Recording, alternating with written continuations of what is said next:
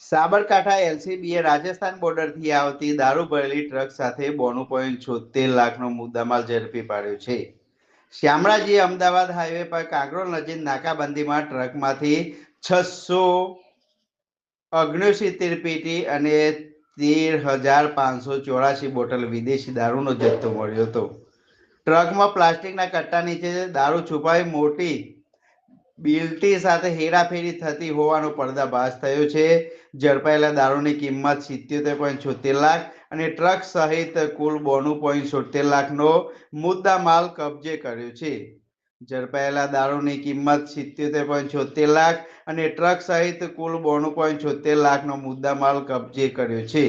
હિંમતનગર એ division police સ્ટેશનમાં Gujarat prohibition act હેઠળ ગુનો નોંધાયો છે. રાજસ્થાનના ભીનમાલના દેવેન્દ્ર જાટ સહિત 3 આરોપીઓ સામે કાયદેસરની કાર્યવાહી હાથ ધરાઈ છે. હોળી ધૂળેટી પર્વ એલસીબી ટીમે સ્પેશિયલ ડ્રાઈવમાં ગેરકાયદેસર દારૂ સપ્લાય પર મોટો પ્રહાર કર્યો છે. સાબરકાંઠા જિલ્લાથી મહત્વના સમાચાર આવી રહ્યા છે ત્યારે શામળાજી અમદાવાદ હાઈવે પર કાંકરોલ નજીક નાકાબંધીમાં ટ્રકમાંથી 669 પેટી અને 13,584 બોટલ વિદેશી દારૂનો જથ્થો મળ્યો છે. ટ્રકમાં પ્લાસ્ટિકના કટ્ટા નીચે દારૂ છુપાવી ખોટી બિલ્ટી સાથે હેરાફેરી થતી હોવાનું રાજકમલસિંહ પરમાર, સાબરકાંઠા.